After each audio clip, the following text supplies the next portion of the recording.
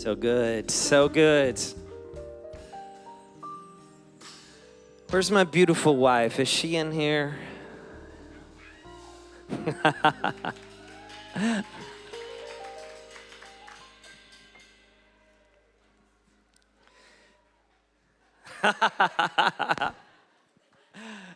There you go. She came out of the clouds. That's right. Hey, we just wanted to introduce ourselves and welcome you both here in the building and virtually. I'm Stephen Roach. This is my beautiful wife, Sarah. And we just wanted to thank you for making the trek to come hang with us this weekend. So thank you so much. Who's never been to a Breath and Clay event before? Wow. All right. Who's never coming to another Breath and no. Well, listen, we wanted to say thank you, and I just wanted to introduce us as your hosts for this weekend. Anything you want to add to that? Just want to thank Matt and Debbie, the pastors here at Awake, for letting us take over the entire building all week. They were very brave to let us in. We were bringing massive things of puffy, white, cottony things that were all over the floor, and they just said, sure, come on. So we're so grateful. Yes, thank you guys so much, Matt and Debbie, for opening up your home, everything to us. You know, that gesture alone does worlds of healing to us weird artist types. Well, listen, tonight, bye, I love you.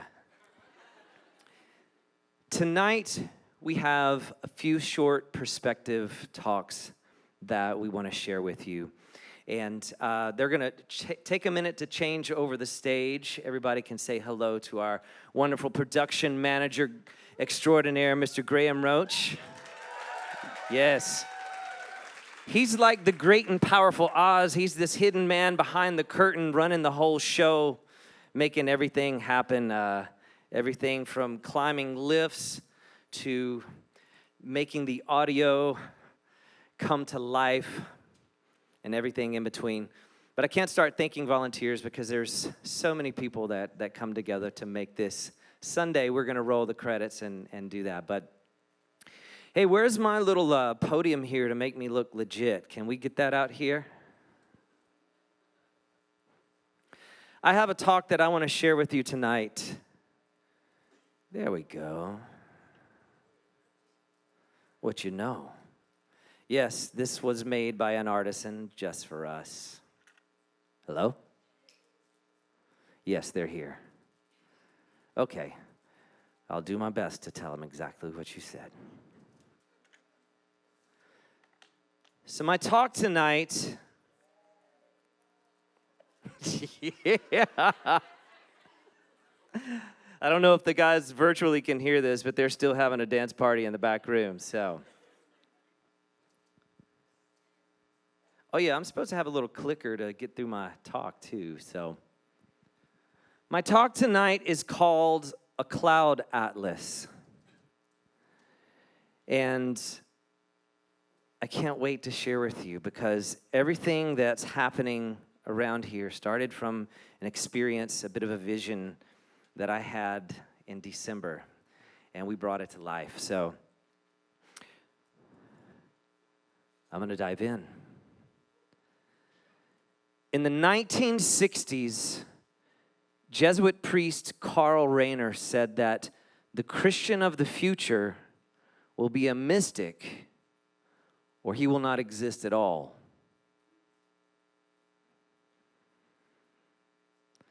But to understand what Karl Rahner was saying in this quote, I think we have to start by asking, what is a mystic? I didn't realize how polarizing of a word mystic can be in some circles when I started the Makers and Mystics podcast, but I admit the streak of mischief in me kind of liked it. But to understand what Karl meant, we have to understand what is a mystic, and then we also have to understand what kind of culture was he foreseeing, that he felt that in order to exist, to survive, to thrive in that culture, we would have to be a mystic. A mystic is someone who encounters God in the innermost chambers of the heart. One who goes past the outer layers of religion and aims straight to the heart of the matter. A mystic is one who is not interested nor satisfied in external or secondhand religion. But a mystic is someone who is postured toward divine union in the most inner depths of his or her being. A mystic is one for whom cultural religion means little. In fact, for the day in which Karl Rahner saw, some may call a post-Christian culture. And in that space, only the mystic, the one whose heart is set on transcendence and divine union, can survive. Doctrinal assent is not enough. Cultural upbringing is not enough. Religious practices are not enough. Saying the right words are not enough. Only the mystic, the one who is devoted to cultivating the inner life, the life of the Spirit, one who walks between two worlds, heaven and earth, both grounded in a clear, articulate reason, and yet who transcends the limitations of everyday life and the material world, one who climbs the ladder into the greater mystery. Only this one's faith can survive. In other words, I think in a room like this, it's pretty much safe to say that most of us would identify as a Jesus follower of some brand or another. And if you didn't when you came in, I don't know how you can't after what we just experienced. Because I don't know about you, but I ain't been to church like that in a minute. I'm going to be honest. So thank you. But for those of us who would consider ourselves Jesus followers, we could ask, what does it look like to be a follower of Jesus in a post-Christian world where there are no cultural support systems to back up that view of life? And I want to suggest that at least on one level, it looks like living with the cultivated inner awareness that every moment is a miracle. And that even amidst the most unchristian of circumstances, the presence of God is hovering over the waters, creating and recreating, uttering those primal words, "Let there be." That even in the midst of pain and suffering, even in the midst of our own failures and our own mistakes, even in the midst of the unresolved things that we can't make sense of, even there, we are invited to abide in the presence of God. That's a mystic. And so at this point, you might ask, well, what does any of this have to do with art making? Well, I'm so glad that you asked. It has everything to do with art making because the path of the maker and the path of the mystic are one and the same. Creativity begins in contemplation, as does worship, as does prayer. Art and spirit are inseparable. Art is the overflow of the inner life. And where light enters our deepest wounds, even our darkest nights heal into art. Good art always touches you deep down, way down on the core spiritual level of your being. And likewise, healthy spirituality is always creative, always generative, always emerging from those inner depths or those highest heights and then materialized into tangible forms, movement, sculpture, sound, sight, taste, all of the senses. I've said before that art is incarnational, and the very act of creativity itself speaks the gospel of the invisible becoming visible and dwelling among us, taking something intangible that we can't comprehend and giving it some shape that we might at least light onto that gives us a glimpse of the greater reality. The creativity of God is always at work, always moving, always looking for partners who are willing to bring heaven to earth through creative acts, through creative mischief. I know Jesus to be a very mischievous person. Cultural constraints do not dictate the infinite creative workings of the divine artist. And our work is to undergo the baptism of our eyes that we might see the creativity of God at work even where there is no cultural support or any outward indication of supernatural influence. What did Jacob say? God is in this place and I didn't even know it. And what happened? But a ladder stretched between the earth and the heavens invited him into the mystery.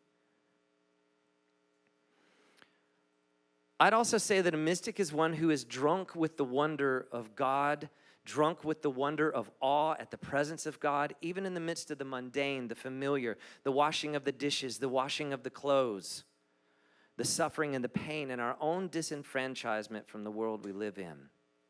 And so this is why I resonate with Karl Rahner's prophetic words that we need the heart posture of the mystic today, perhaps more than ever. A mystic understands that we're not ever going to fully comprehend the fullness of an infinite God. And yet at the same time, allows themselves to be grasped by the ever unfolding mystery of God. Because a God we can comprehend with our finite minds is not a God worthy of worship. That God is merely an idol. And so this is where faith comes in. What we know, we trust. And what we do not know, we entrust. What we know, we trust. What we do not know, we entrust.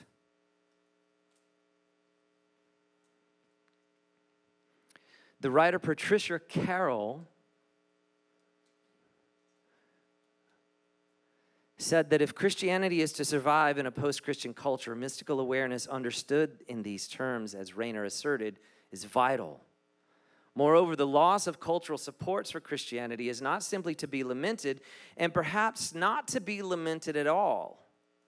It may be that this very loss is the means through which the Holy Mystery has called us to a deeper, more authentic, and more inclusive union.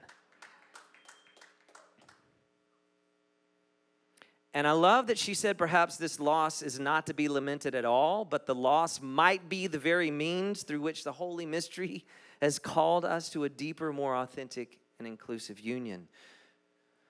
Let's be real. For the past 3.5 years, for many of us, myself very much included, this has been a time of loss. This has been a time of great transition. It's been a time of unexpected pivots. It's been, perhaps for some of you, it may have been the death of a loved one. It may have been the death of a dream. It may have been a divorce. It may have been a loss of a job. It may have been the loss of your faith.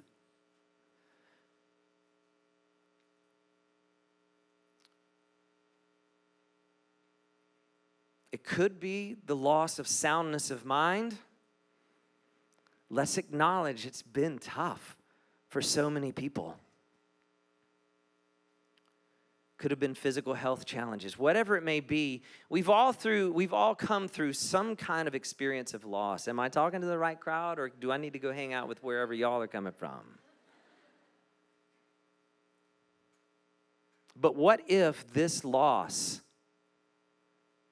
could become the very means through which we enter that deeper, more authentic, mystical encounter with God Himself in the innermost part of our being? And what if the art we make was an overflow of that experience? The Bible is full of so much weird mess that doesn't make sense, and that's why I'm still interested in it after all these years. What do you mean that Paul's handkerchief caused people to have an encounter? If a handkerchief could cause somebody to have a supernatural encounter, go read Acts. Then why couldn't our art have the same supernatural impact? Henry Nouwen sat before Rembrandt's Return of the Prodigal Son painting, and he got transfixed there for 5 hours and could not move, and it changed his life. The entire course of his life shifted after he gazed at this art for 5 hours. He wrote a book about it called The Return of the Prodigal Son. It's basically my life.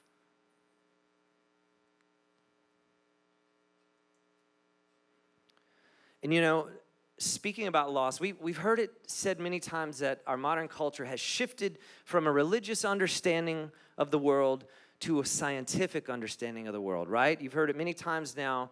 There's a narrative that at the time of the Enlightenment, we let go of a mythical view of the world and embraced a rationalistic view of the world. You know what I'm saying? People have said that we have become disenchanted. But I think that the role of the artist and the role of the mystic, the role of the Jesus follower, is to be one who re-enchants the world through acts of faith and art and ridiculous belief in what we cannot comprehend or easily explain. And in a world that has lost its sense of reverence, the artist and the mystic are those who can lead us again to encounter the miraculous and re-enchant this world. There's your invitation.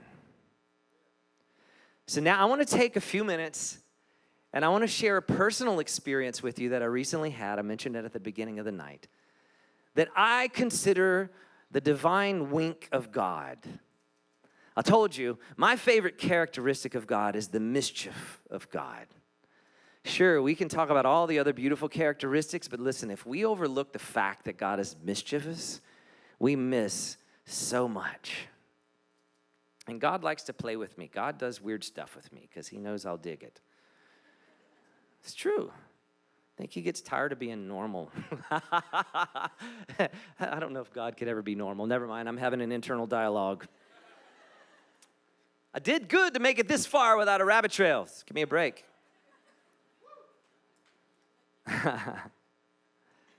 What is going on back here? Oh, yeah. There you go. Not yet. All right, so back in December, I'm going to leave my notes. Watch out. I flew to Oklahoma City, one of my favorite cities in America. And I couldn't stay at the normal hotel that I usually stay at, so I had to stay at this hotel I'd never been at before. I always take 3 or 4 books, okay, 5 or 6, maybe 8 books, but 10 at the most, and then one that I carry in my hand every time that I travel.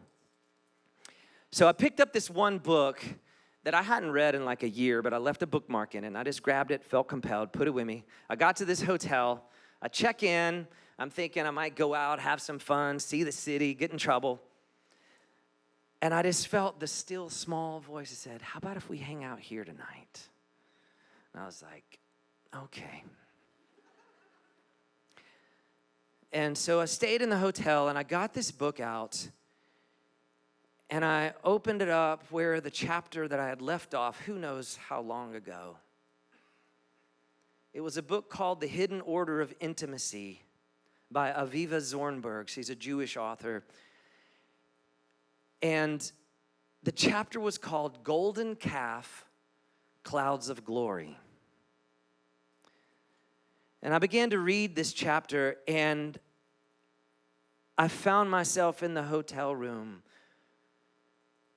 just trembling, because so much of this chapter described the artists coming together after a time of great loss and finding healing through engaging their creative works and building a dwelling place for the presence through dance, through music, through sculpture, through poetry, through song, through all of the arts. This chapter described this Jewish tradition where when the golden calf scene happened, that the cloud that had been leading them in the desert gently pulled back. But when repentance happened and when people turned their hearts back, and when the artisans began to build a dwelling place in the desert, the clouds of glory began to return to the people. The author began to talk about a repressed narrative of loss and return, a state of being enveloped, protected, contained by luminous clouds. It was a state that they lost when they turned to the golden calf, but when the artists began to work again, the state returned. She said, only when the people give themselves over to the everyday creativity of work with the materials of the tabernacle do the clouds of glory return. It is a work of loss and recovery. And without being presumptuous, I do want to say that for all of the loss that we are experiencing currently and all of the loss that we have come through, I also feel that this is a moment in history when the clouds of glory are returning to our lives. Now, Emily Dickinson said, hope is the thing with feathers that perches in the soul and sings the tune without words and never stops at all. And as the artists began to create, healing began to take place. Now, that story would be kind of cool if I left it there, but the next morning I woke up at this hotel and I opened the door, and this painting was on the wall right across from my door in the hotel. It's nothing but clouds. I was like, are you serious? And it was just like the divine wink. Well, I walked down the hall, and every wall on the entire floor, and it was just my floor, because trust me, I went through the rest of the hotel. It was only on my floor. They put them there for me. I was like, are you kidding? This is incredible. I got home, and I get this email every week. Does anybody here follow Mary Popova or get the Marginalian? Couple of people? All right. Well, so that you should all follow it, and she didn't pay me for that advertisement. The Marginalian came in to my inbox. It's the only email that I really read besides the breath and the clay emails.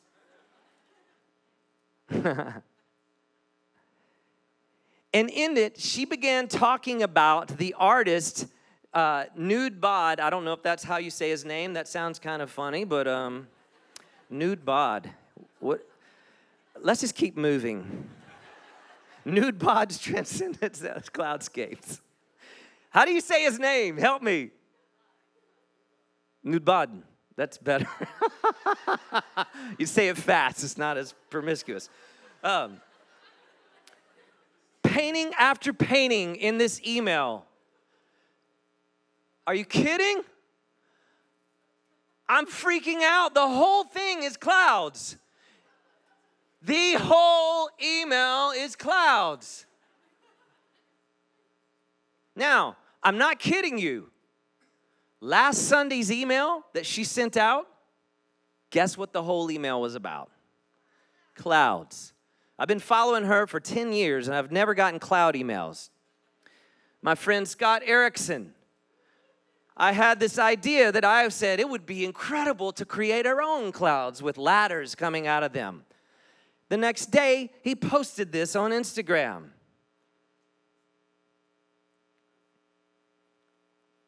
And then it started coming to me everywhere. Everywhere. Everywhere. Have you ever been accused of having your head in the clouds? Well, you're in good company. Now, the reason I share this story is to say to you that wonder is all around us if we only turn aside to see that every bush is on fire. And if we can open our eyes to recognize the interactive voice of God playing with us, speaking through the clouds, inviting us to participate in a co-creative process, turning our ideas into tangible form and watching incredible things manifest before our eyes. Because I believe that our role as artists is to help curate the tastes of humanity toward the good, the true, and the beautiful. We have an opportunity as artists to be the architects of hope for our generation. we have the opportunity to showcase beauty, truth, and goodness in a way that many people today would not hear otherwise. And while the rest of the world is arguing over whether the Bible is meant to be understood literally or metaphorically or at all, the mystic is too busy enjoying and being enjoyed by the presence of God to let it derail their life. The mystic is busy gazing into the clouds and climbing up and down the ladders into the mystery. Now, I want to clarify, that's not to say that we don't need sound theological understanding. Of course, that is vital, probably more now than ever before. It just simply means that constructing a flimsy faith that is built upon human understanding is not going to get us through the times we're living in. The mystic transcends our own human understanding by entering into the cloud, by entering into the mystery and resting there. And so what I want to invite you to do this weekend is to begin asking the question, what is the cloud that I'm being invited into? What is the mystery that I'm invited to participate in? What does the cloud mean to me? And then you can email me and tell me what it is. But welcome to the Breath in the Clay 2024. Welcome to the cloud atlas that will lead us into the wonders that are here for us. And that's my message for tonight.